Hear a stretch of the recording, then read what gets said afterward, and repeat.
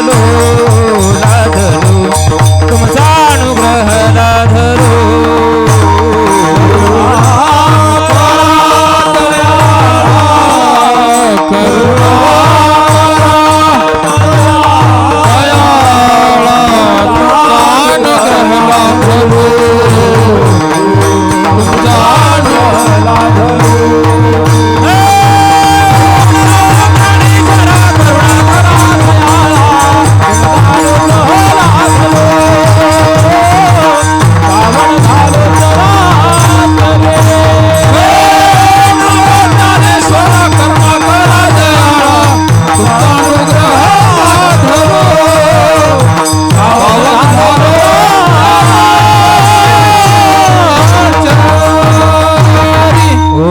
ज्ञानेश्वरा करुणा करा दयाळा तुमचा वंशी विभूषित करा नवनीरदाभात पितांबरा दरुणबिंब फलादरोष्टा पूर्णेंदु सुंदर मुखादरविंद नेत्रात कृष्णात परम किमपि तत्वमहं न जाणे जयांची केली स्मरण होय सकल विद्यांचे अधिकरण तेच बंधू श्री चरण श्री गुरूंचे ते नमस्कार आता काय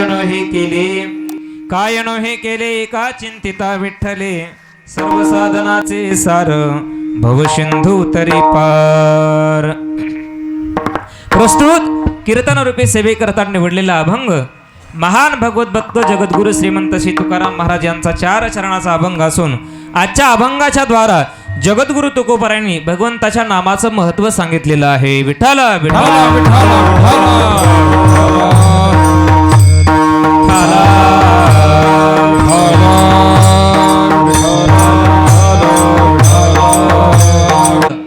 तर काय नोहे केले एका चिंतिता विठ्ठले त्या भगवंताचं चिंतन जर आपण केलं तर आपल्या जीवनामध्ये काय होणार नाही हो सगळ्या गोष्टी शक्य होतील असं तुकोबाराय अभंगाच्या प्रथम चरणामध्ये सांगतात दुसऱ्या चरणामध्ये सांगतात त्या भगवंताचं नाम कसं आहे तर सगळ्या साधनांमध्ये सार असणारं भगवंताचं नाम हे साधन आहे भगवत प्राप्तीकरता अनेक साधनं संतांनी म्हणा शास्त्रांनी म्हणा सांगितलेली आहेत परंतु नामासारखं श्रेष्ठ आणि सार असणारं साधन अन्य दुसरं कुठलंही नाही म्हणजेच सर्व साधनाचे सार सर्व साधनांमध्ये सार असणारं भगवंताचं नाम आहे आणि या नामसाधनेच्या द्वारा आपण भवसिंधू देखील तरुण जाल असं तुकोबाराय दुसऱ्या चरणामध्ये म्हणतात बरं असं साधन आपण केलं असता आपल्याला इतर साधनं करण्याची आवश्यकता देखील नाही का तर त्याच साधनेने नामसाधनेने इतर साधनं केल्याचं पुण्य आपल्याला लाभतं आणि ती बाकीची साधनं करण्याकरता ती क्लिष्ट आहेत कठीण आहेत सर्वसामान्यांना ती जमतील असं शक्य नाही योग याग तपे केली तयाने अमुपे योग याग केल्याचं पुण्य तुम्हाला जर नामचिंतनाने मिळत असेल तर हे सोपं साधन तुम्ही करायला पाहिजे बाकी साधनं करण्याची आवश्यकता नाही आणि सगळ्यात सोपं असणारं हे नाव आहे 3 अक्षरी असं भगवंताचं नाव आहे ते तुम्ही जपा तुका म्हणे जपा मंत्र त्रिअक्षरी सोपा सर्व साधनाचे सार भवसिंधू तरी पार अभंगाचा सरळ अर्थ तुमच्या पुढे मांडण्याचा प्रयत्न केला आपल्या संकल्पित वेळेमध्ये जशी जमेल असा सेवा करण्याचा आपण या ठिकाणी प्रयत्न करणार आहोत विठ्ठल विठ्ठल महाराजांची या ठिकाणी रामकथा आपण श्रवण करत आहात महाराजांची देखील या ठिकाणी उपस्थिती आहे खरं तर दिवसभर माणूस थकून गेलेला असतं परंतु महाराज या ठिकाणी आज कीर्तनाला माझ्या आलेत माझं मी भाग्य समजतो त्या संबंधाने तुम्ही सर्व याच परिसरातली गुणीजन मंडळी आमचे विठ्ठल महाराज कुलकर्णी बाबा या ठिकाणी उपस्थित आहेत काशीराम महाराज आहेत ज्यांनी सुंदर चाल गायली हरिभक्त पारायण आमचे पैनीकर महाराज माऊली महाराज पुशेगावकर महाराज आहेत या ठिकाणी उपस्थित त्यांना समर्थ अशी गायनाची साथ देणारे आमचे सारंगधर महाराज सवडकर महाराजांची देखील या ठिकाणी उपस्थिती आहे शंकर महाराज वैजापूरकर हे देखील या ठिकाणी उपस्थित आहेत सगळ्यांची नावं काय मला पाठ नाहीत सगळ्यांनीच्या चरणी नतमस्तक होतो विनेकरी बाबा चोपदार बाबा आणि तुम्ही सगळी जमलेली श्रोते मायबाप सर्वांच्या चरणी नतमस्तक होऊन आपल्याला सेवेला सुरुवात करायची फक्त सेवा चालू असताना ज्या ज्या वेळेला मध्ये मध्ये भजन येईल, विठ्ठल विठ्ठल भजन येईल, त्या त्या वेळेला तोंडाने टाळी वाजवायची आणि हाताने विठ्ठल विठ्ठल म्हणायचं. बरोबर आहे का? तोंडाने टाळी वाजवायची आणि हाताने विठ्ठल विठ्ठल म्हणायचं. बरोबर आहे का? नाही. मग हाताने टाळी वाजवायची आणि मुखाने भजन करायचं. करसाल ना? हो, करा मग. विठ्ठल विठ्ठल.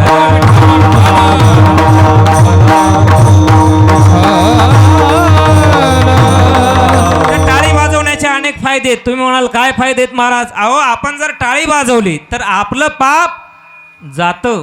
बर, तुम्ही म्हणसाल कुठं जातं? जे वाजवत नाही त्याच्या डोक्यावर जाऊन बसतं. मग ठरवा, टाळी वाजवायची की पाप घ्यायचंय. मग सगळ्यांनी भजन करताना टाळी वाजवून भजन करायचं. विठ्ठल विठ्ठल.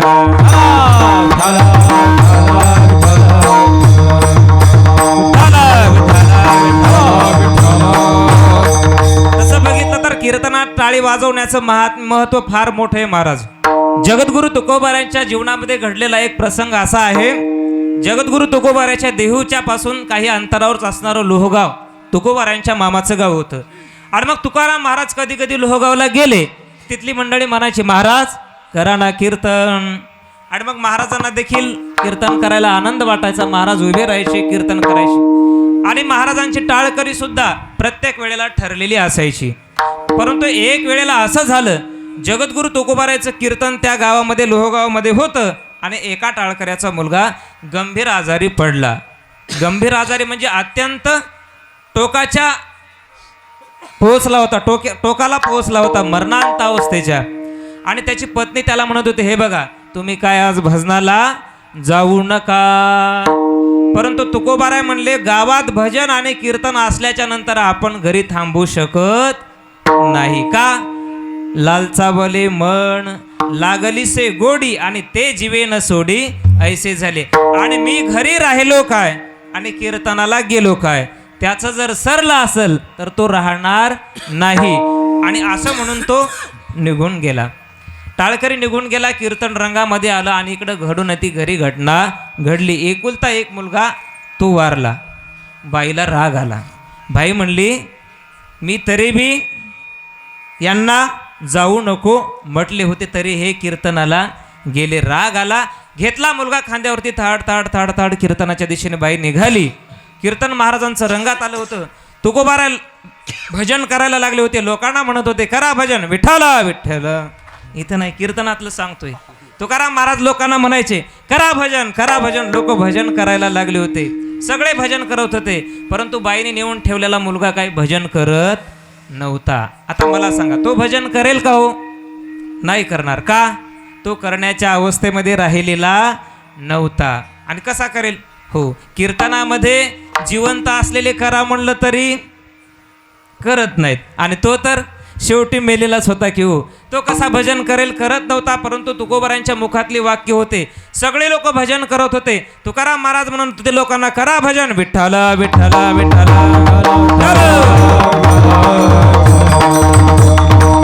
भजन रंगात आलं होतं. सगळी भजनामध्ये दंग झाली होती. परंतु एक मात्र भजन करत नव्हता.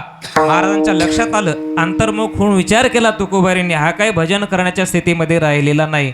परंतु महाराजांनी विचार करून त्या मुलाकडे निर्देश केला आणि म्हणले, ए बाबा कर भजन.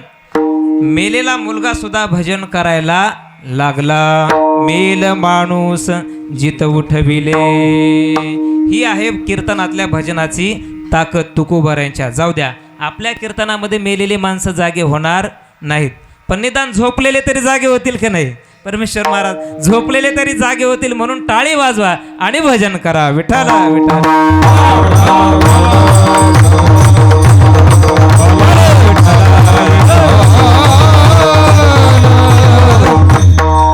चला, मला अभंगाकडे वळायचे. जगद्गुरु तुकोबाराय म्हणतात, त्या भगवंताचं चिंतन केलं असता आपल्या जीवनामध्ये काय होणार नाही. का बरं? त्या देवाचा जर आपण विचार केला तर तो भगवान कसा आहे? हो, सर्व सत्ताधीश आहे. ह्या जगतावरती सत्ता कुणाची आहे? तर त्या भगवंताची. भगवान स्वतः गीतेमध्ये सांगतात, गतिर्भ्रता प्रभू साक्षी निवासम क्षण. आणि ज्ञानोबारांनी देखील ज्ञानेश्वरीमध्ये वर्णन केलेले आहे. हे जे काही चालतंय हे सगळं त्याच्या सत्तेनं चालते. मेघानी वर्षावे पर्वती बैसावे, मेघानी वर्षावे पर्वती बैसावे, मेघानी वर्षावे पर्वती बैसावे, मेघानी वर्षावे पर्वती बैसावे, वायुने विचरावे तुझी आसते, वायुने विचरावे तुझी आसते रे, तुझी आसते वेदासी बोलणे, तुझी आसते वेदासी बोलणे,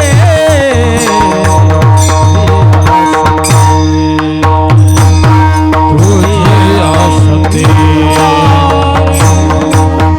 तुझी महाराजांनी सुंदर प्रमाण दिलेलं आहे. जे जे या सृष्टीवरती घडतंय ना, तर हे केवळ आणि केवळ त्याच्या सत्तेने. मेघाचा वर्षाव कुणाच्या सत्तेनं होतो, तर त्या भगवंताच्या. वारा वाहतो त्याच्या सत्तेनं. तुझ्या सत्तेने वेदाशी बोलणे, सूर्याशी चालणे तुझ्या बळे. वेद बोलतो त्याच्या सत्तेनं, सूर्य चालतो त्याच्या सत्तेनं.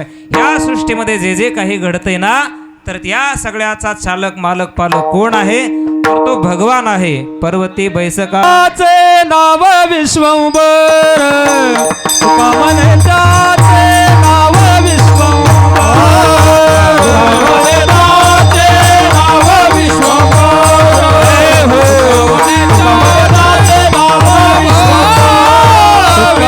म्हणे त्याचे नाव विश्वंभर, तुका म्हणे त्याचे नाव विश्वंभर, तुका म्हणे त्याचे नाव विश्वंभर, तुका म्हणे त्याचे नाव विश्वंभर, राणी अवतार ध्यान त्याचे, ध्यान त्याचे,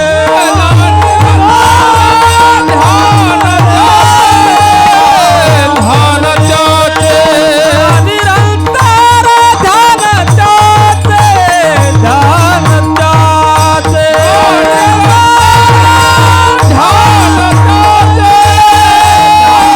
ध्यान त्याचे, बाळा दुधाची उत्पत्ती, कोण केली बाळा दुधाची, कोण केली बाळा दुधाची, कोण केली बाळा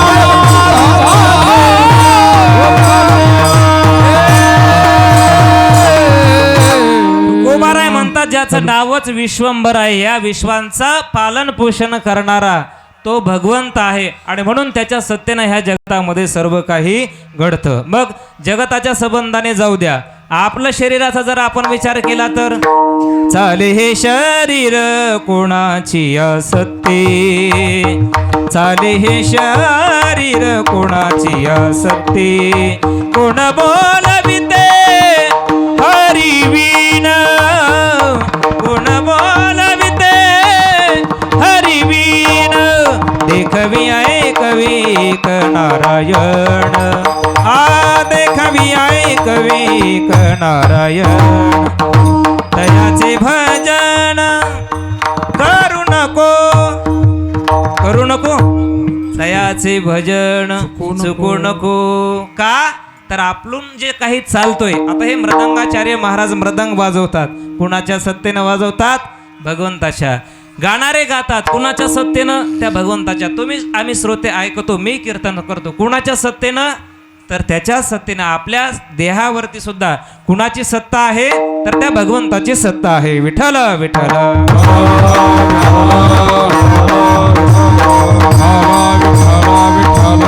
आणि म्हणून माणसाने त्याचं भजन केलं पाहिजे, त्याची आठवण केली पाहिजे. परंतु लोकांना त्याची आठवण येत नाही. आपलं पालन पोषण करणारा तो असून देखील आपल्याला त्याची आठवण होत नाही. तुकोबाराने ते एका ठिकाणी स्पष्ट सांगितलेलं आहे, कारे नाठवीसी कृपाळू देवासी, कारे नाठवीसी कृपाळू देवासी, पोषितो जगासी एकला, पोषितो जगाशी एकलाची. हो, पोषितो जगासी.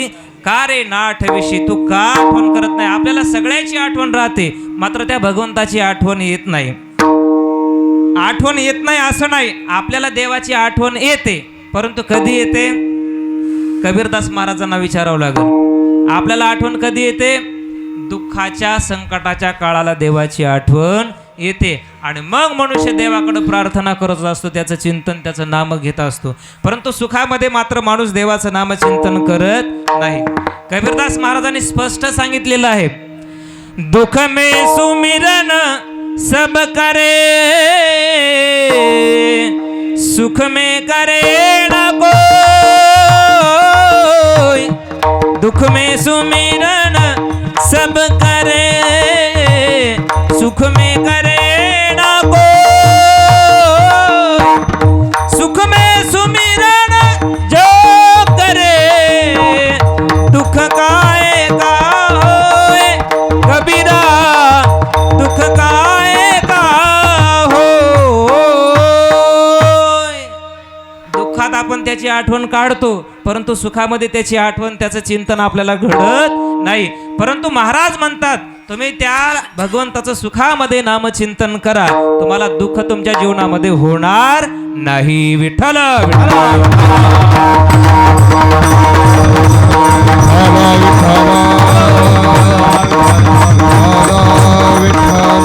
त्याचं चिंतन केलं तर त्यालाही आपली आठवण आल्याशिवाय राहत नाही, हे मात्र निश्चित आहे बरं का.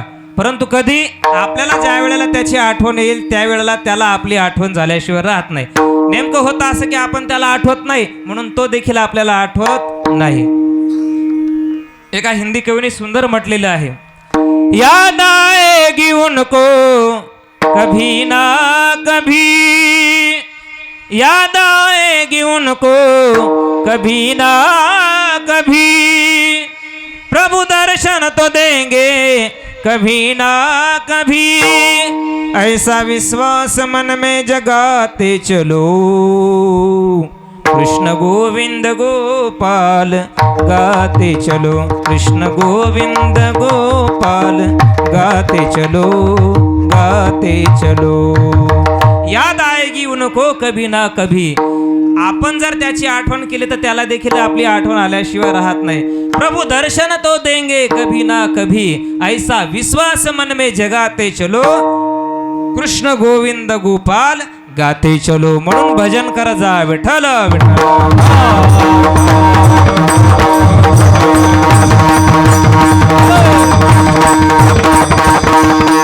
तुकोबाराची गाथा बघा किंवा सकल संतांच्या गाथेमध्ये जर आपण विचार केला तर साधू संतांनी आपल्याला अनेक वेळेला नामचिंतन घेण्याकरता प्रवृत्त केलेलं आहे.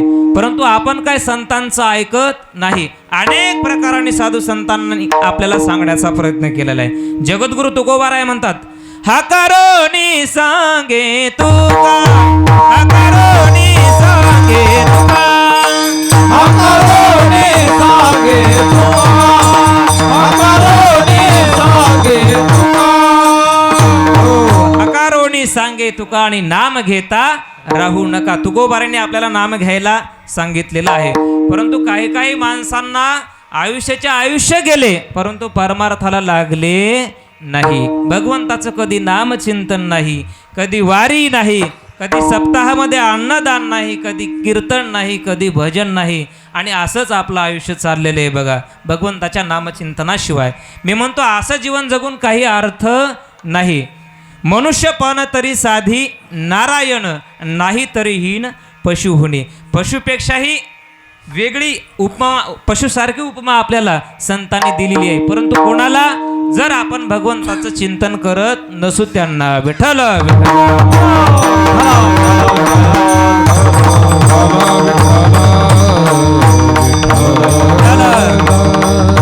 देवाचं नामचिंतन करत करत आपण जगलो तर त्या आनंदाला तोड नाही. परंतु भगवंताच्या नामचिंतनाशिवाय जर आपण जगू तर आपल्या जीवनाला काही अर्थ नाही.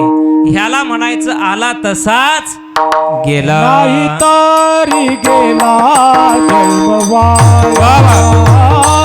नाही तरी गेला जन्म वाया. नाही तरी गेला जन्म वाया. नाही तरी गेला जन्म वाया. लागतो तुम्हासी हजारे विठ्ठला. नाही तरी गेला जन्म वाया. नाही तरी गेला जन्म वाया. लागतो तुम्हासी हजारे विठ्ठला. नाही तरी गेला जन्म वाया. नाही तरी गेला जन्म वाया. जन्म वाया. महाराज म्हणतात भजन जर नाही केलं तुम्ही मनुष्य जन्म मिळून तर नाही तरी गेला जन्म वाया. आला तसाच गेला म्हणायचं. जसा आला तसाच गेला. ठीक आहे नाही. याच्याबद्दल एक उदाहरण आमचे महाराज सांगायचे. एका माणसाने घोडा आणला. घोडा आणला म्हणजे विकत नाही आणला, मग चोरून आणला. बर, घोडा चोरून आणला, त्याला खायला पियला घातलं, चांगला असा ताजा तवाना केला, 4-6 महिने घरी सांभाळला आणि बाजारामध्ये विकण्याकरता नेला. एक गिऱ्हाईक आलं, केवढ्याला दिलाय घोडा? तो म्हणला 1 लाख रुपयाला दिलाय घोडा. अरे बापरे, एवढी किंमत? हो, नंबर 1 घोडा आहे, रेसमध्ये पळणार आहे. बर, अनेक बक्षिसं त्याने जिंकलेली आहेत. नंबर 1 काठेवाटी घोडा असल्यामुळं 1 लाख रुपयाला दिला घोडा. तो मनुष्य म्हणला अहो 90,000ला अजिबात नाही म्हणला. 95 अजिबात नाही म्हणला. 99,999 देखील नाही. घ्यायचे तर 1 लाखच रुपये घेईल. ते गिराईक वापस गेलं. पुन्हा दुसरं गिराईक आलं, केवढ्याला दिला घोडा? 1 लाख रुपयाला दिला घोडा. अरे बापरे, एवढी किंमत? अहो बाकीच्या घोड्याची किंमत बघितली आणि तुमच्या घोड्याची किंमत बघितली तर फार मोठी तफावत दिसते. कस काय? 1 नंबरचा घोडा आहे, रेसमध्ये पळणारा घोडा आहे, पळायला 1 नंबर आहे आणि त्यामुळं 1 लाख रुपयाला दिला. म्हणले 95 अजिबात नाही, 99,000 अजिबात नाही, त्याला देखील घोडा दिला नाही. आणि मग तिसरं गिऱ्हाईक आलं, म्हणले केवढ्याला दिलाय घोडा? तो म्हणला 1 लाख रुपयाला दिलाय घोडा. अरे बापरे, एवढी किंमत? हो, नंबर 1चा घोडा आहे, पळायला नंबर 1 आहे, सगळ्या गोष्टीमध्ये परिपूर्ण असल्यामुळं 1 लाख रुपयाच्या शिवाय 1 रुपया देखील कमी नाही. तो म्हणला नुसतं तोंडाने सांगता, स्तुती करता घोड्याची, परंतु त्याचा अनुभव आम्हाला घ्यावा लागेल की नाही, कारण आम्ही पैसे किती देतोय? 1 लाख रुपये देतोय.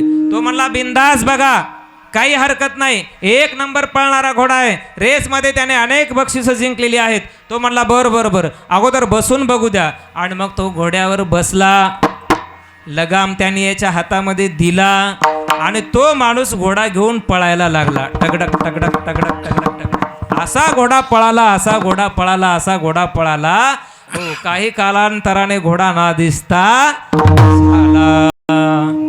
आणि मग ते पहिलं गिऱ्हाईक आलं होतं. ओ बाबा, म्हणले काय विकला का घोडा? म्हणले हो विकला घोडा. म्हणले केवढ्याला विकला? म्हणले आणला तेवढ्यालाच विकला. म्हणजे आणला होताही फुकट आणि गेला देखील फुकट. तसं मनुष्य जन्मामध्ये जर येऊन आपण भजन नाही केलं तर आपला जन्म सुद्धा असाच फुकट गेला म्हणून समजा. विठ्ठल विठ्ठल.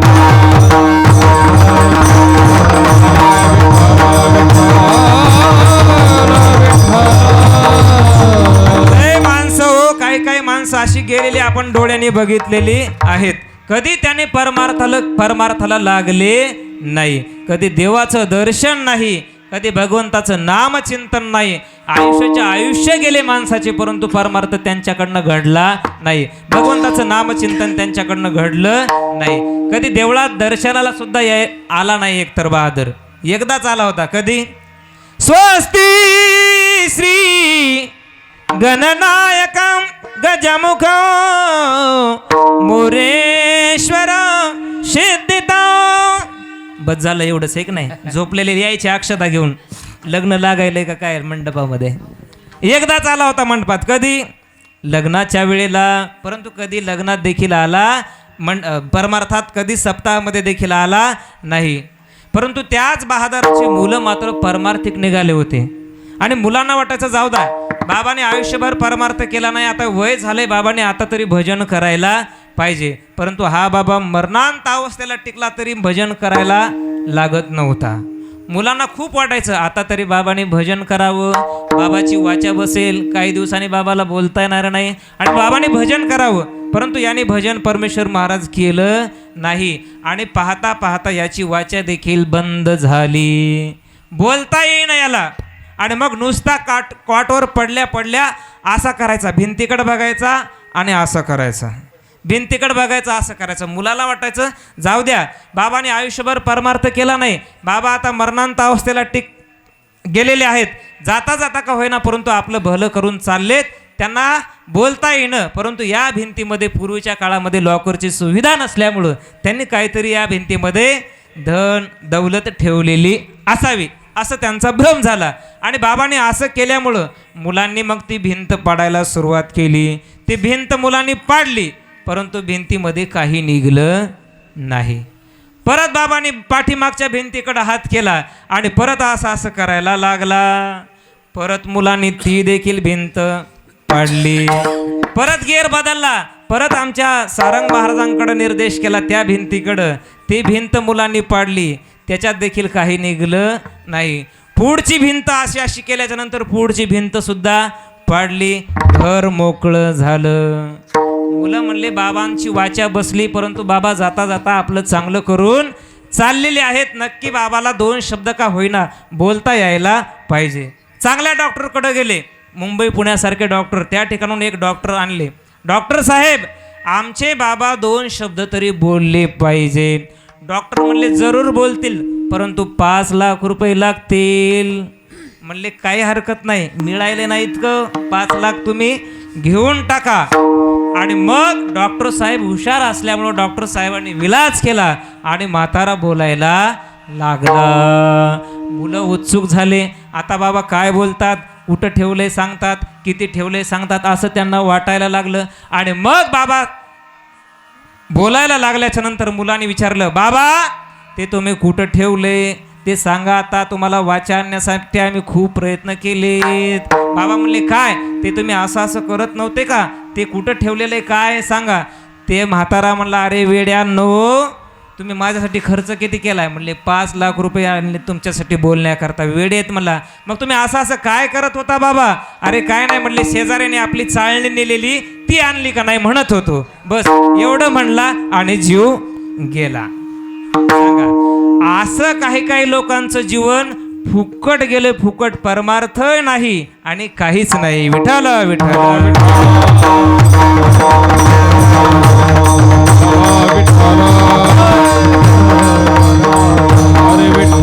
प्रपंचामध्ये रममान व्हावं, परंतु त्याची देखील काय आहे मर्यादा आहे. प्रपंच करूच नका, संसार करू नका असं साधू संतांनी सांगितलेलं नाही. जरूर करा, परंतु प्रपंच करत परमार्थ देखील माणसाने साध्य केला पाहिजे. प्रपंचीय सोनी परमार्थ साधावा, प्रपंचीय सोनी परमार्थ साधावा, वाचे आळवावा पांडुरंग, वाचे आळवावा पांडुरंग, प्रपंचीय सोनी परमार्थ साधावा, प्रपंचीय सोनी परमार्थ साधावा. प्रपंच जरूर करा बाबा, परंतु परमार्थ देखील साध्य झाला पाहिजे. म्हणून माणसाने परमार्थ केला पाहिजे. विठ्ठल विठ्ठल.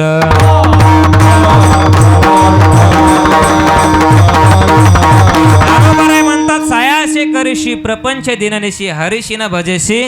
प्रपंच मनुष्य सायासानं करतो, परंतु परमार्थ मात्र सायासानं करत नाही. देवाचं नामचिंतन मात्र सायासानं मनुष्य करत नाही, परंतु माणसाने परमार्थ सायासानं केला पाहिजे. विठ्ठल विठ्ठल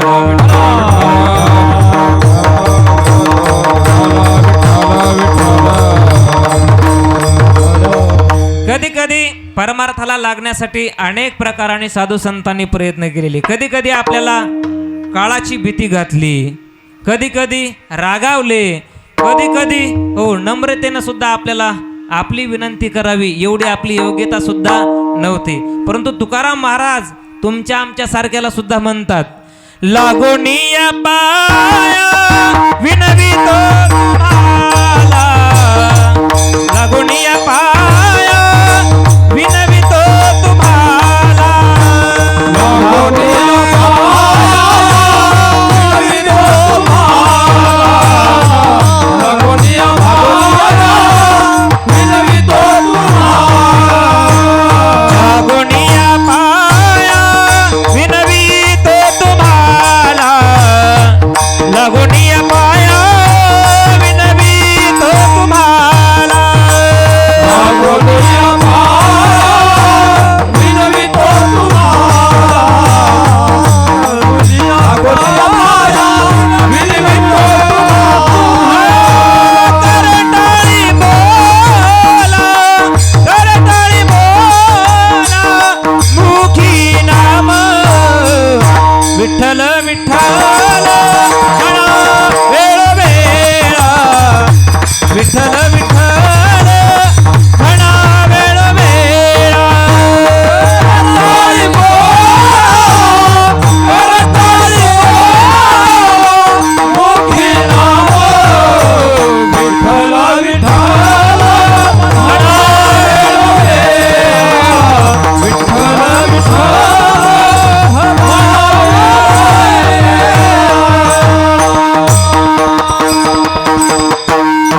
गोबाराने आपल्याला म्हणावं, लागून या पाया विनवितो तुम्हाला, करे टाळी बोला मुखी नाम. संतांचा उद्देश हाच होता, कुठल्याही का प्रकाराने होईना आपण देवाचं नामचिंतन करावं. आणि म्हणून वेगवेगळ्या प्रकाराने साधू संतांनी तुम्हा आम्हाला नामचिंतनाला घेण्यासाठी प्रवृत्त करण्याचा प्रयत्न केलेला आहे. कधी कधी काळाची भीती घातली हे की नाही, नाथबाबांनी काळाची भीती घातली. हे बघा, तुम्ही भगवंताचं नामचिंतन करा, भगवंताचं नामचिंतन करा. आणि तुम्ही जर नामचिंतन नाही केलं तर एक दिवस काळ येईल आणि तुम्हाला घेऊन जाईल. आमचं काय जाणार नाही. हे जरी नाही काल दुसरा येईल, हे जरी नाही काल, हे जरी नाही काल कोणी दुसरा येईल, सरते शेवटी मा काळ बांधून नेईल, सरते शेवटी मा, सरते शेवटी मा काळ बांधून नेईल, सरते शेवटी मा. एका जनार्दनी आमचे काय जाईल, एका जनार्दनी आमचे काय जाईल,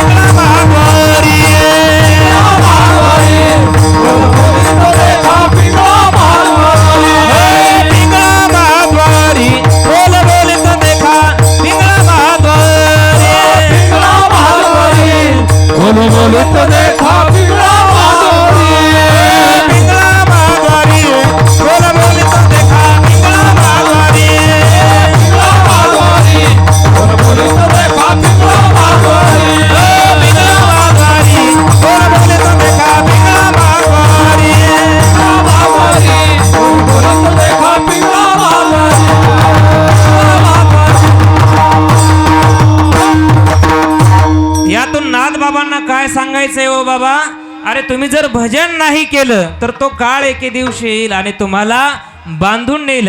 आणि काळाची सत्ता तुमच्या आमच्यावरती आहे. कधी येईल काय सांगता येत नाही. काळ तुमच्या आमच्याकडे टपून बसलेला आहे.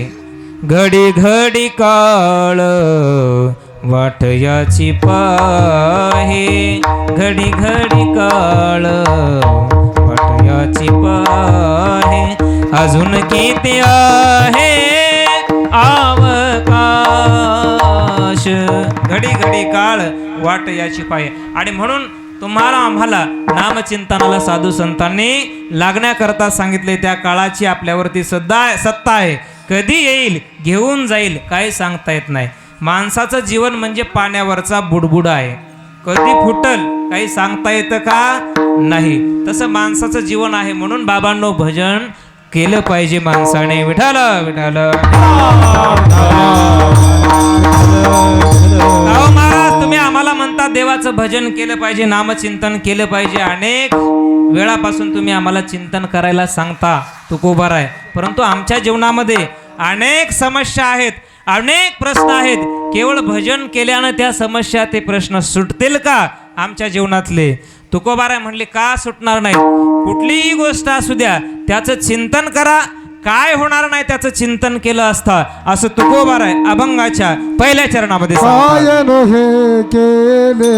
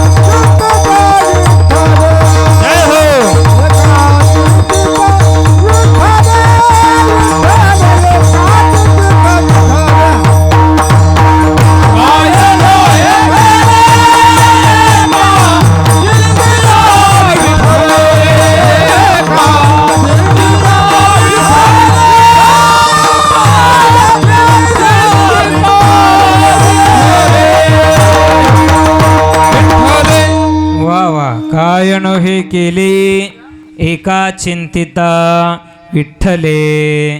तुकोबाराय म्हणतात त्याचं चिंतन केलं असता काय होणार नाही, सगळ्या गोष्टी शक्य होतील. मग लोक अनेक प्रकाराने प्रश्न तुकाराम महाराजांना विचारायला लागले. महाराज, आमच्या जीवनामध्ये अनेक पाप घडलेली आहेत. ते पाप तुमच्या भजनाने जाणार आहेत का? ते त्याच्या चिंतनाने जाणार आहेत का? तुकोबाराय म्हणले, अरे वेडा आहेस की काय? तुझ्या या जन्मातली काय, अनेक जन्मातली पाप जाण्याचं सामर्थ्य, ताकद भगवंताच्या नामचिंतनामध्ये आहे. जळतील पापे जन्मांतरीचे, जळतील पापे जन्मांतरीचे, जळतील पापे जन्मांतरीचे, जळतील पापे जन्मांतरीचे. नाम संकीर्तन साधन पैसे, जळतील पापे जन्मांतरीचे,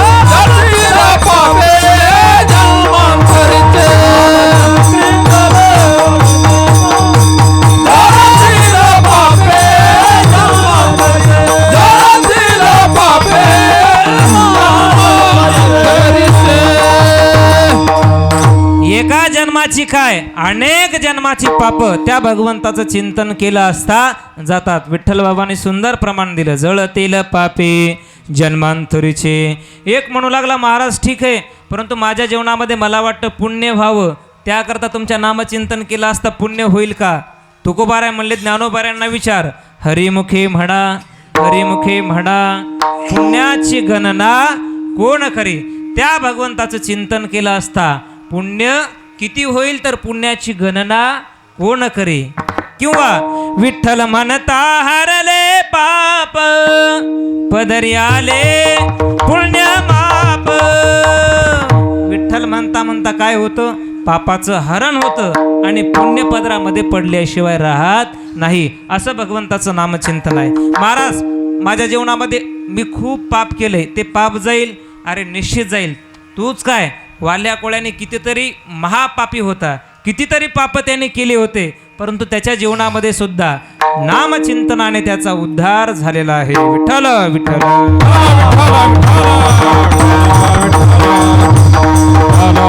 वाल्या कोळ्याचं जीवन जर आपण बघितलं तर वाल्या कोळी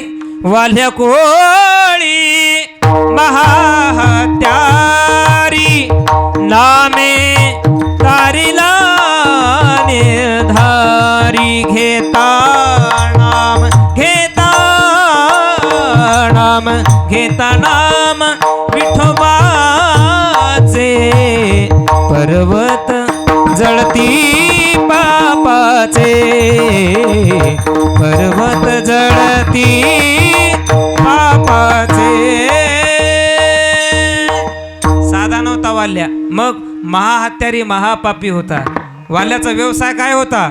हो, वाट सरूला धरायचं, मारायचं, त्याच्याकडून पैसा अडका घ्यायचा आणि त्याला मोकळं करून सोडायचं. अनेक लोकांना वाल्या कोळ्याने मारलेलं होतं. आता या ठिकाणी रामायणाचार्य बाबा आपल्या समोर बसलेले आहेत. त्यांनी तुम्हाला सांगितलं असेल किंवा सांगतील नंतर सुद्धा. वाल्या कोळ्याचा व्यवसाय कोणताही व्यक्ती असू द्या, वाट सरू चाललेला असला की धरायचं, मारायचं, त्याच्याकडचा पैसा अडका घ्यायचं आणि त्याला मोकळं करून सोडायचं. एके दिवशी सहज त्याच वाटेनं नारद मुनी चाललेले होते. नारदाला सुद्धा वाल्याने बघितलं आणि वाल्याने नारदाला पकडलं. म्हणले, ओ महाराज जी. म्हणले, काय?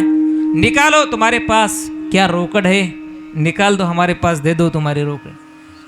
नारद म्हणले, अरे आमच्याकडे रोकड बिकड काही नाही. मग तुला पाहिजे असेल तर माझ्याकडे काय आहे? ही विना आहे आणि ह्या चिपळ्या आहेत, घे आणि कर भजन. हा विना घे आणि कर भजन. तो म्हणला, ओ महाराज, तो तुमचं तत्वज्ञान विनागिना आम्हाला काय सांगू नका, तुमच्याकडं काय आहे ते आम्हाला द्या. नारदाने सांगितलं, हमारो धन राधा श्री राधा श्री राधा. आमचं धन परमार्थ महाधन, जोडी देवाचे चरण, व्हावया जतन हे उपाय. हे आमचं परमार्थ धन आहे, आमच्याकडे हे धन नाही. पायो जी मैंने राम रतन धन पायो, पायो जी मैंने राम रतन धन पायो. हे धन आहे आमच्याकडं, बाकी हे धन नाही.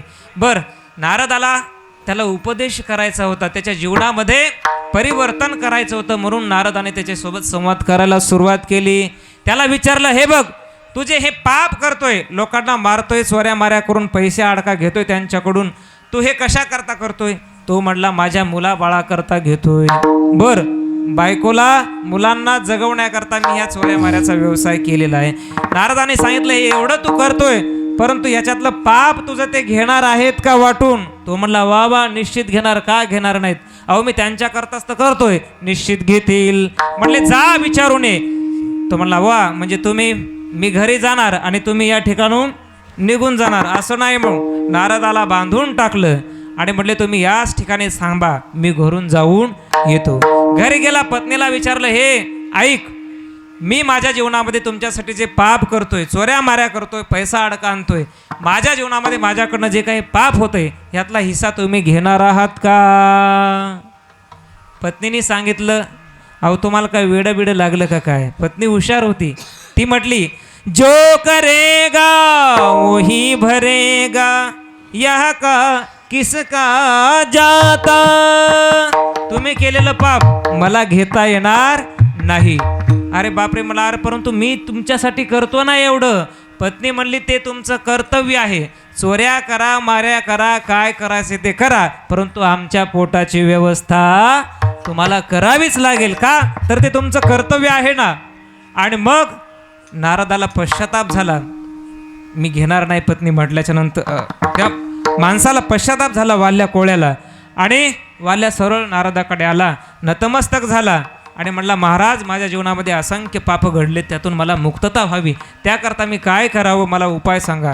काय नाही म्हणले, तू भगवंताचं नामचिंतन कर, राम राम राम राम म्हणत जा. परंतु त्या वाल्याला राम राम सुद्धा येत नव्हतं. मग त्याला फक्त मारा मारा मारा हा शब्द प्रचलित त्याच्या मुखामध्ये पडलेला होता. नारद म्हणले, मारा मारा का होईना, परंतु तू म्हण, मारा माराचा देखील राम राम तयार होतो. आणि मग तो मारा मारा मारा मारा मारा मारा मारा मारा मारा मारा म्हणायचा आणि शब्द नंतर काय तयार व्हायचा, मारा मारा मारा मारा मारा मारा मारा मारा मारा माराचं रामा रामा नंतर व्हायला लागलं. उलटा नाम जगत जनु जाना, उलटा नाम जगत जनु जान, वाल्मीकि भई ब्रह्म समान, राम सिया राम जय राम सिया राम, राम सिया राम जय राम सिया राम, राम सिया राम जय राम सिया राम, राम सिया राम जय राम सिया राम. सरळ राम राम सुद्धा म्हणता येत नव्हतं, उलटा मंत्र जपला तरी देखील त्याचा उद्धार झाला. ही भगवंताच्या नामचिंतनाची काय आहे, ताकद आहे. नवे नवे बोलीला वाल्मिक, तैसेच करीन आणि वरतून दावीन नामा म्हणे. कोळी असणारा वाल्या सुद्धा कोण झाला, कोळी याची कीर्ती वाढली गहन, कोळी याची कीर्ती वाढली गहन. हो गेले रामायण रामाधी रामाधी, गेले रामायण रामाधी.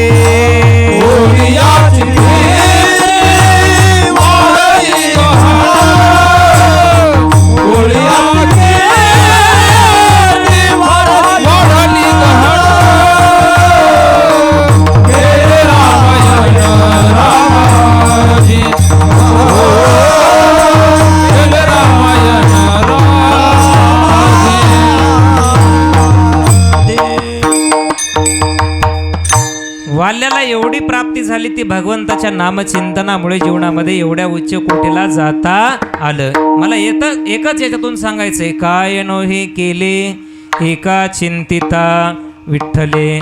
वाल्याने काय केलं, भगवंताचं चिंतन केलं, ही गती त्याला प्राप्त झाली.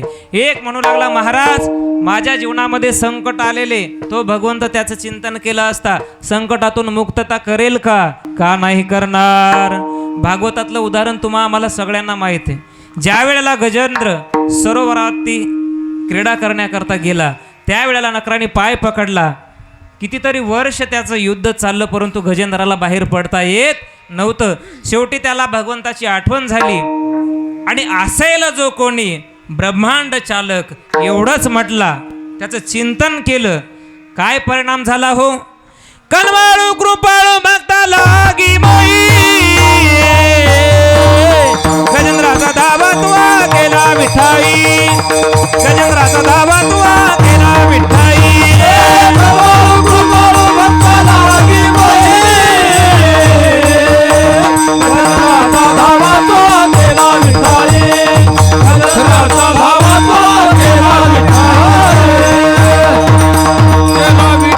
गजेंद्राने ज्या वेळेला भगवंताला हाक मारली, त्या वेळेला भगवंताला तिथं यावं लागलं. संकटातून मुक्त करणारा देखील भगवंत आहे, परंतु त्याचं चिंतन केलं तर. गजेंद्राने किती अंतकरणातून हाक मारली होती हो.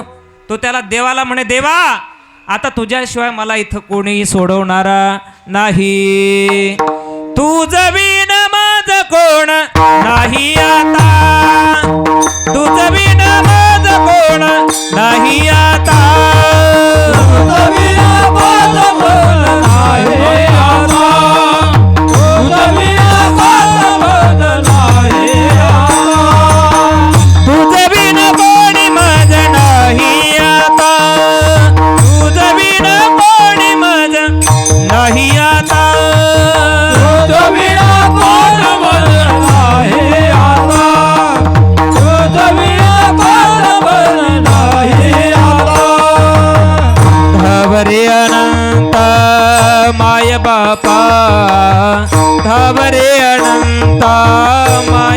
बापा कौणावरी सता करू नारायणा, कौणावरी सता करू नारायणा. सावळे अनंत माय बापा, सावळे अनंत माय बापा, कोणावरी सत्ता करू नारायणा, कोणावरी सत्ता करू नारायणा, कौणावरी सता करू नारायणा. हे देवा, तुझ्याशिवाय मला आता कोणी नाही या संकटातून सोडवणारा. तशी हाक तुम्ही आम्ही द्या, आपल्या जीवनामध्ये सुद्धा तो आल्याशिवाय राहणार नाही. काय नोहे केले एका चिंतिता विठ्ठले. आणि त्या भगवंताचं नाम हे सगळ्या साधनांमध्ये सार साधन आहे. सर्व साधनाचे सार भव सिंधू उतरी पार. भगवत प्राप्ती करता अनेक साधन संतांनी म्हणा, शास्त्रांनी म्हणा, तुम्हा आम्हाला सांगितलेली आहेत. परंतु सगळ्या साधनाचं सार साधन कोणतं असेल तर ते भगवंताचं नाम आहे. आपण सगळे संसारिक जीव आहोत आणि या संसारिक जीवाला दुःखरूपी सागरातून तरुण जाण्याकरता नामासारखं अन्य दुसरं साधन, श्रेष्ठ साधन, सार साधन अन्य नाही असं तुकोबारायांना म्हणायचे. सर्व साधनाचे सार भव सिंधू उतरी पार. या भवसिंधीतून पहिलं तीराला जाण्याकरता आपल्याला नाव हे सर्वश्रेष्ठ साधन आहे. नवे नवे सगळ्या साधनातलं सार साधन आहे. बरं, साधना देखील पुष्कळ आहेत. शास्त्रांनी सांगितलेली म्हणा, संतांनी पुष्कळ आहेत. परंतु ती करण्याकरता कशी आहेत? क्लिष्ट आहेत, अवघड आहेत. तुकोबाराय म्हणतात, तुम्ही इतक्या भानगडीत पडण्यापेक्षा सोपं आणि सुलभ असणारं साधन नाम साधन करा.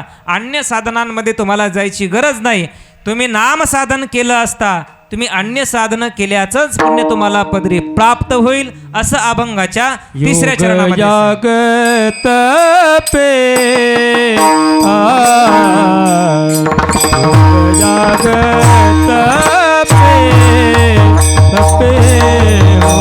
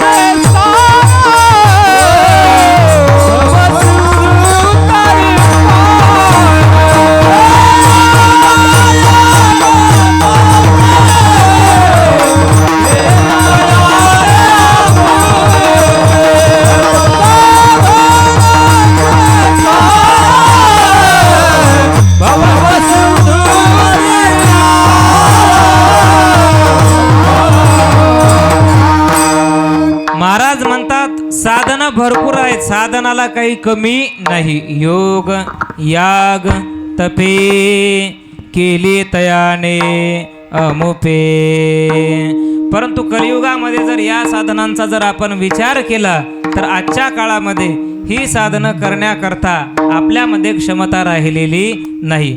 साधनं दुर्बल नाहीत, साधनं श्रेष्ठ आहेत, परंतु आपणच साधनं करण्याकरता कसे आहोत? दुर्बल आहोत.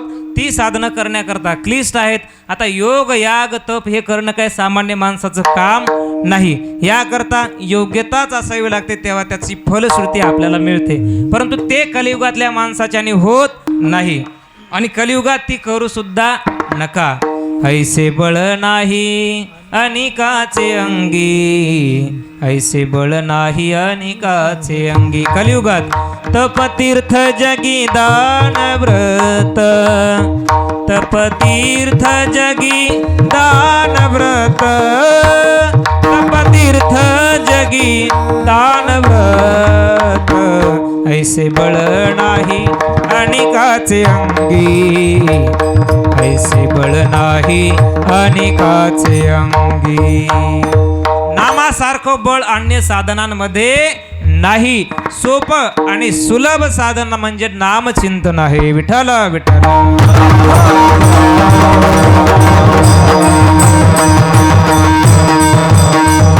कलियुगामध्ये बाकीची साधनं सुलभ नाहीत. अवघ्या वाटा झाल्या क्षीण, कलीन घडे साधन. उचित विधी विधान, न कळे न घडे सर्वथा. भक्ती पंथ बहु सोपा, भक्ती पंथ बहु सोपा, भक्ती पंथ बहु सोपा. कलियुगामध्ये ही साधनं कालबाह्य झाली असं म्हणायला हरकत नाही. योग याग तपे केली तयाने अनुपे. आता योग करायचा म्हटल्याच्या नंतर सर्वसामान्य माणसाच्याने योग करणं शक्य होईल का? नाही होणार. का तर योग करायचा म्हटल्याच्या नंतर युक्त आहारस्य विहारस्य, किती खावं किती प्यावं याचं सगळं नियमन करावं लागतं, तेव्हा योग करावं लागतं. योग करता येतो. बर, सकाळी किती वाजता उठावं लागतं? तर सकाळी 8 वाजता उठावं लागतं आणि योग करावं लागतो. बरोबर आहे? नाही. मग सकाळी 4 वाजता उठावं लागेल, 5 वाजता उठावं लागेल. आता 4 आणि 5 वाजता कोणी उठायला तयार नाहीत महाराज. आताची सकाळ कधी होती हो? एकाला विचारलं पुण्यात सकाळ किती वाजता असते, तो म्हणला 7 वाजता. अरे वा, पण सकाळ कधी असते? तर आमच्या पूर्वीच्या काळातल्या माणसांना विचारा. पूर्वीची माणसं सकाळ म्हटलं की 4 वाजता उठायची, आपली कामं करायची. आमच्या माता माऊल्या सकाळी 4 वाजता उठायच्या, सडा सामर्जन करायच्या. त्या काळामध्ये दळणाची व्यवस्था नसल्यामुळं जात्यावरती दळायच्या, सुंदर सुंदर गाणे म्हणायच्या, हे की नाही. अनेक कामं सूर्योदय व्हायच्या अगोदर महिला मंडळी करायच्या, हे की नाही. सुंदर माझे जाते ग फिरते बहुत, ओव्या गाऊ कौतुक तू रे बा विठ्ठला. अशी सुंदर भगवंताची आळवणीची गाणे त्या काळात महिला मंडळींनी म्हणायची. लवकर उठायच्या, लवकर आपली कामं करायच्या. उदय व्हायच्या अगोदर माणसं देखील उठायची. परंतु आता काळ बदलला महाराज, हे की नाही. आता माणसं कधी उठतात ते सूर्य बघायला आहे. पूर्वीच्या काळामध्ये उलट होतं, सूर्य कधी उगवतोय लोक वाट बघायचे. परंतु आता उलट झालंय, आता सूर्यच वाट बघतोय हे बाबा कधी उठतेत म्हणून, आहे की नाही. उलटा काळ झालाय. म्हणजे पूर्वीच्या काळामध्ये ना आताच्या काळामध्ये फार मोठा बदल झालेला आहे. विठ्ठल विठ्ठल. योग करायचा म्हटल्यावर सकाळच्या प्रहारामध्ये योग करावा लागतो.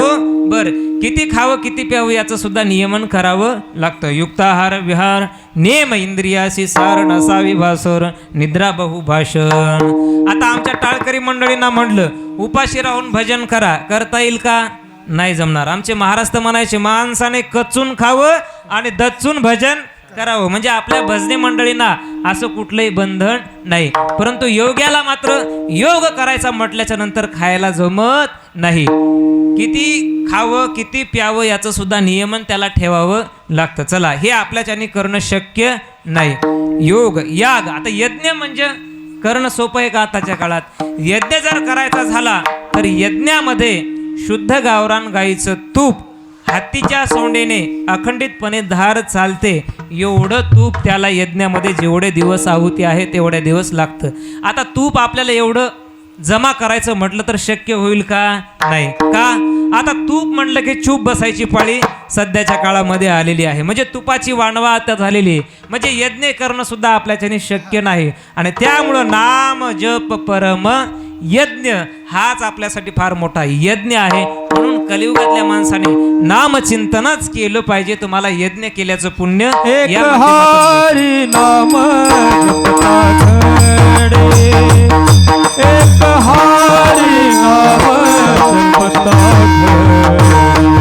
एक हरी नाम जपता घडे, एक हरी नाम जपता घडे. कोटी कोटी येते नित्य जाता देव, एक हरी नाम जपता घडे, एक हरी नाम जपता घडे.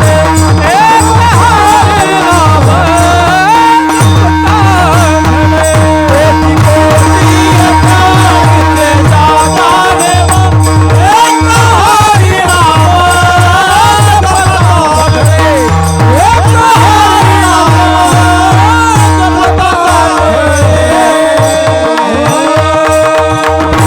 कोटी कोटी यज्ञ नित्य ज्याचा नेमान एक हरिनाम जपता घडे. मग कशाला अवघड भानगडीमध्ये पडता? इतर साधनांच्या भानगडीमध्ये पडूच नका. सोपं असणारं सुलभ असणारं नामचिंतनच आपल्यासाठी सर्वश्रेष्ठ आहे. सर्व साधनाचे सार भव सिंधू उतरी पार. चला, तप करणं सोपं आहे का? तपश्चर्याला बसलेले अनेकांची इतिहास जर आपण पाहिली तर त्यांची तप देखील पूर्णत्वाला गेली नाही. कारण करिता तपे तीर्थ काम क्रोध खवळती. तप्यांना सुद्धा कामक्रोधांनी पूर्णत्वाला जाऊ दिलेलं नाही. आणि म्हणून या भानगडीत पडू नका. तपाच्या देखील भानगडीत पडू नका. भगवंताचं नामचिंतन करा. हेच सगळ्यात मोठं साधन आपल्यासाठी कलियुगातलं आहे. सगळ्यात श्रेष्ठ साधन आहे. सर्व साधनाचे सार भव सिंधू उतरी पार. विठोबा रकुमाई विठोबा रकुमाई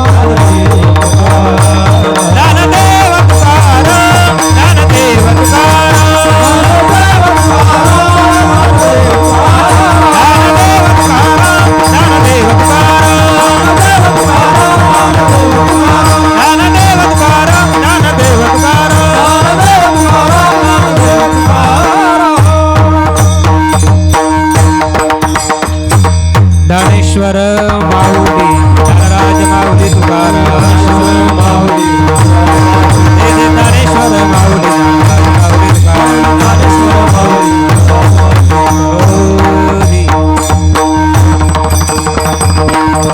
तुका म्हणे जपा मंत्र त्रिअक्षरी सोपा. सर्व साधनाचे सार भव सिंधू तरी पार. तुकोबाराय म्हणतात तुम्ही त्या विठ्ठलाचं नामचिंतन करा. तुका म्हणे जपा आणि 3 अक्षरी असणारा श्री विठ्ठलाचा जप तुम्ही करा. कारण सगळ्या साधनांमध्ये श्रेष्ठ असणारं नामसाधन आहे. म्हणून तुम्ही त्या विठ्ठलाचं नामचिंतन करा, त्याचा जप करा. तुका म्हणे जपा मंत्र त्रिअक्षरी सोपा. सर्व साधनाचे सार भव सिंधू तरी पार. यथामती यथावकाश जशी जमेल अशी या ठिकाणी सेवा करण्याचा मी प्रयत्न केलेला आहे. यामध्ये काही चुकीचे शब्द असतील तर माझा दोष समजा आणि जे काही चांगलं असेल तरी गुरु महाराजांचं आहे त्यांच्या चरणी समर्पित करतो. तुम्हा सर्व मायबापांचं या ठिकाणी दर्शन झालं. या ठिकाणी येण्याचा योग परमेश्वर महाराजांच्या माध्यमातून आला.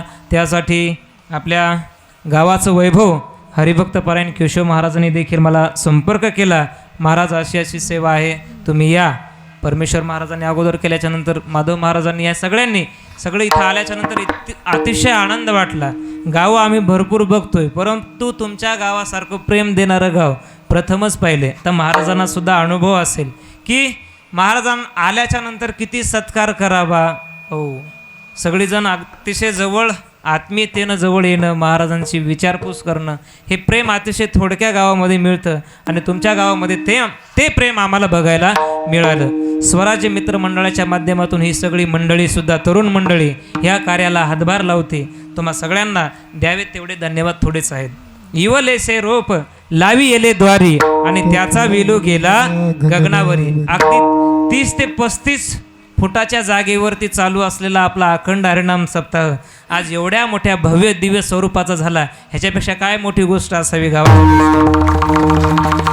मला आल्याबरोबर तुमच्या गावची पार्श्वभूमिका सांगितली. म्हणले महाराज, सर्व गावकऱ्यांना या ठिकाणी उकिरडे होते, परंतु आता या ठिकाणी मंगल करण्याचं काम हाती घेतलं आणि एवढी मोठी ही जागा या ठिकाणी उपलब्ध करून दिली. आणि तुमचा संकल्प आहे काय की साईबाबाचं मंदिर आपल्या गावामध्ये व्हावं. आहे की नाही प्रत्येकाची इच्छा? हात वर करा बरं. हे बघा, तुम्ही सगळ्यांनी हात वर केले. तो भगवान कसा आहे? सत्य संकल्पाचा दाता नारायण. तुम्ही सगळ्यांनी संकल्प केला ना, तर तो भगवंत निश्चित पूर्ण केल्याशिवाय राहणार नाही. आणि या जागेवर आपल्याला भव्य दिव्य साईबाबांचं मंदिर काही दिवसामध्येच बघायला मिळाल्याशिवाय राहणार नाही. मी तुम्हा सगळ्यांना प्रार्थना करतो की आपण सगळ्यांच्या सहकार्यातून या कमिटीला सुद्धा सहकार्य करा आणि साईबाबाचं भव्य मंदिर या ठिकाणी उभारलं गेलं पाहिजे.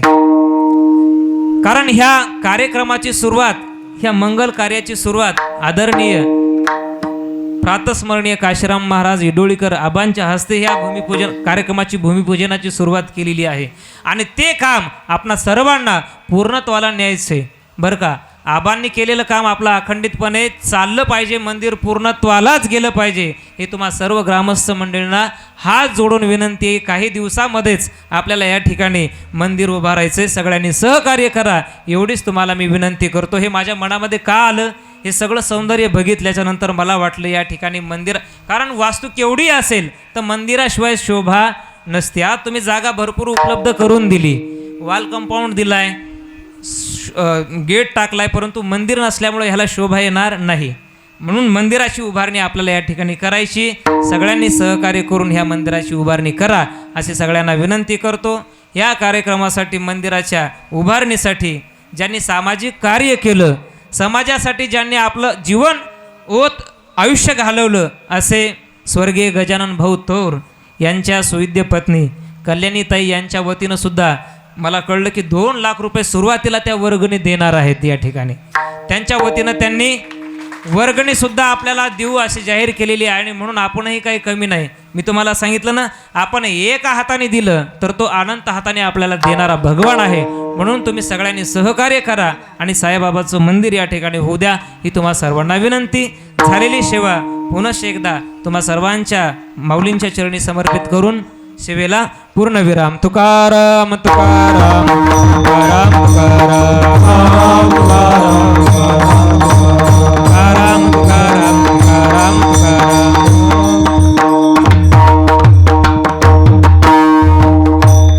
चाल घ्यायची नाही मला नका सांगा ना काय आवाज भजन करायचं नाही सांग.